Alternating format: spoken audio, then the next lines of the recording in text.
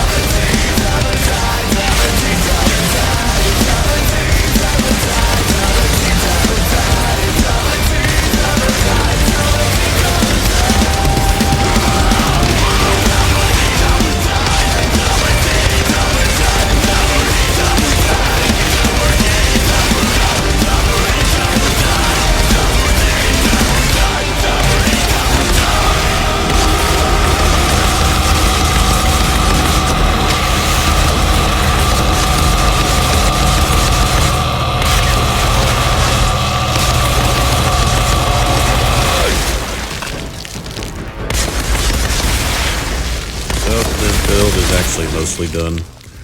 I know I have like epic gear, leg armor, but there's nothing good I can put on that. The best I could get on my leg armor would probably be combine move groove with a little bit of pain, but then I would lose phantom dash because you can't roll phantom dash on leg armor. The only reason I have it on that leg armor is because I got it through improving the rarity, not through finding it through the loot pool, because it's not possible to get it through the loot pool. You can only get it on your boots, I believe, your boot armor, which would 100% not worth being on my chrono suit boots, because I want that to be only about the tankiness or the damage in that case. So I mean, do I want to get rid of phantom dash in the future to get both a little bit of pain and move groove? No, actually, because move groove is very mediocre, just like stand tall. But it's an even worse version of stand tall. I mean, for the most part, I always have it on, but still you got to be moving, whereas stand tall, it's just not being in cover, so it's completely permanent. So it's move groove's a slightly worse version of stand tall. And then a little bit of pain is actually totally worthless on this build, because it only, like, unfortunately, that mod's damage will only activate when enemies are affected specifically by the immobilization from Time Rift, which for elites and especially bosses is very rare, because they resist it almost immediately after like the first one or two. I'm pretty sure the Arbor, for instance, he just resisted permanently. And from what I've seen, a little bit of pain only activates when they're like specifically in the air animation. So it's completely useless against some bosses. So obviously, which might not be a big deal, because the whole point is to just do a mass AoE damage, but I already do plenty of that. Like, it's not going to change my time for clearing rooms. It's like, dude, an infinite shotgun with Nicola's Revenge and Twisted Rounds combined with pain transfer on Time Rift. I mean, as you see, that alone is all I need to instantly decimate a group of enemies.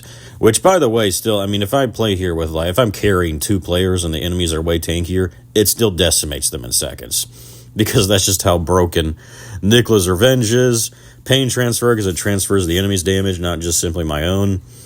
And also, Spectral Spike, honestly. Spectral Spike, like, most of the boss fights and enemies I kill, my Spectral Spike, precisely because they're squishier when you're soloing, Spectral Spike leads to them just dying a lot quicker than before you're able to max out the damage on it. But when you're in a group, precisely because the enemies are tankier, that just lets Spectral Spike stack up the higher forms of damage quicker. Or not quicker, but it actually reaches the higher form of damage. So I've been in like situations where like I'm killing like these crawlers, for instance, that still take me a decent bit. But honestly, when I'm carrying players, they don't actually take that much longer to kill compared to other classes and builds that I run, because of how Spectral Spike works and because they're so much squishier when I'm soloing that I never even reach the maximum, damage potential of Spectral Spike. So when they're a bit spongier, that just leads to me doing even more damage, basically, to compensate for them being tankier, such that they don't even feel tankier when I'm on this guy specifically. Like, all the enemies I shoot on when I'm carrying 2, even 3 players on tier 40, and they're like I'm the one doing all the damage too, I still clear almost as fast as I do here because of Spectral Spike, frankly. And also, again, Nicola's Revenge is just insanely OP no matter what, and then also pain transfer, since it's the enemy's damage, not mine, that is transferring, so that combo leads to me destroying groups really quickly. Now, the Arbiter will still take a bit longer, but still not nearly as long compared to other tank builds I do, because, again, my guy is able to get to the maximum Spectral Spike damage, which I'm pretty sure he doesn't actually do when soloing the final Arbiter. And it takes him about 30 seconds on a good run. I mean, you get whacked around a lot because you have to be in close range and you don't have Hunt the Prey. So you're not interrupt spamming them, so he's always smacking you in the face. And there's nothing you can do about it, except, as you see me do, try to Time Rift and melee animations to avoid it, to avoid getting thrown back again. But yeah, sometimes that's a combination of luck and skill based. And I'm probably not the best player, and also luck is not on my side always. So it really takes me closer to 35 seconds, I've noticed, to kill the final Arbiter, just because of how much he smacks me around sometimes. But if I'm able to pull off what I did in this video, as you saw when I fought the second hardest Arbiter, I took him down in almost 25 seconds. And yeah, on the final Arbiter is like 30 seconds when I'm able to avoid getting smacked around when soloing. It makes him better actually when there's other players, and if he's targeting another player, that lets me just ramp up and keep my maxed out damage on him much more consistently. Anyway, the final thing I'm going to get on this guy is I'm debating actually. I could get Circle of Power on my boots. That mod on it is definitely trash. It needs to go. Circle of Power would get my base 50% resistance to 80% all the time, which is the max. However, as you notice, I was even in the area with the birds with 50%, and that was still enough to not take damage, period. So I'm thinking I might avoid that. Also because when I switch to my SMG secondary that has Fortress on it, I go up to 80% resistance. When I choose specific bosses, I'll use it on. So I still have the potential for max resistance on this guy through the SMG when I need it. And yeah, even elsewhere, it's like I don't really feel like I need it. Like, I would definitely, because I'm thinking, like, what are some of the hardest resistance-based fights? Like, meaning fights where you're taking a boatload of anomaly-based damage from a boss. And in all those fights, I already know I'm switching to my SMG, not just because of the resistance, but mostly because it maxes your boss damage. And in most of those fights that I'm talking about, the ad spawning is just so minuscule that you don't really need an ad clear like the shotgun constantly. The only exception is like Moloch. Like if I fight like Moloch in Frontline, I'm still using my shotgun because he spawns with 2 captains right next to him, which is just perfect for Nicholas Revenge and Pain Transfer to start dishing out tons of damage on Moloch himself. But I've done that fight and I still take 0 damage because I kill him so quickly because of that. And then in other fights, like obviously the Arbiter, but resistance doesn't matter for the Arbiter because he doesn't check any of that. But all the other fights, like Eye of the Storm, Yaguk, the Shaman dude in Wellspring, like on a lot of those fights, I will just switch to my SMG until the boss is dead. And in that situation, I do have max resistance and more armor and better regen if my shield is breached. So yeah, I feel like I'm probably going to do now. Like, I've been debating getting Circle of Power, but the other thing I've thought about is actually to get rid of Stand Tall eventually, to combine Animalic Caliber with Unstoppable Force. Because I could get Unstoppable Force on my boots, and then I could get Anomaly Echo, I think Pain Transfer, some mod on my helmet for the Apocalyptic slot that will then allow me to then customize one of those other mods into Animalic Caliber.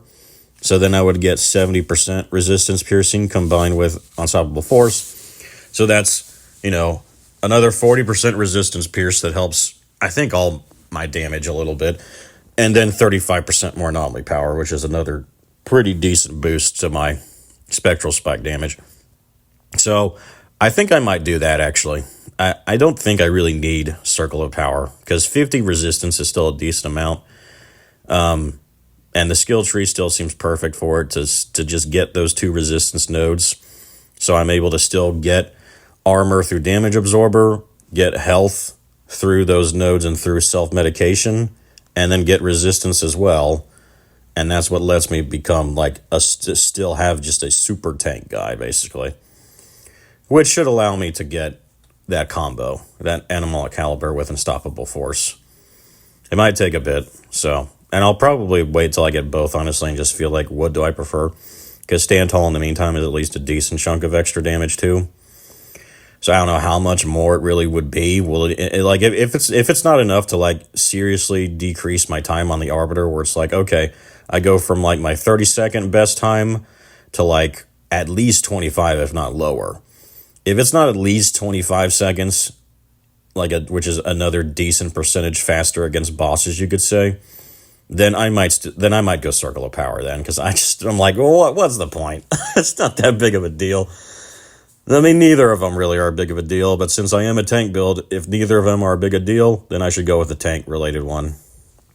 So, that's kind of the intention. And the last thing also is to get rid of death chains actually on my shotgun for anomaly enhancements. Because, like, on my other Trickster you've seen, he uses, like, the triple lightning thing, but that's because it suits him. He's just a pure... He doesn't use gun damage quite as much as this guy, because he's missing some of those gun damage nodes. Whereas this guy stacks, like, 2 different decent bonus to his gun damage, and then his twisted round damage is still decent, even when Spectral Spike is doing more. So, that's why I think... anomaly enhancement would still be a better tier 2 mod for the shotgun over death chains. I'll never get rid of Nicholas or Vengeance Strings of Goss though, because that combo for the AoE spamming is just too good, and also just the still having a good lightning effect, which is just fun to have. Like, he's not my pure lightning build you've seen, my Thor Trickster that I love, but he still gets close just because of having an infinite lightning shotgun constantly. And obviously still spamming aggressive teleportation too. Anyway, I should stop talking now. I'm getting too much in this video now.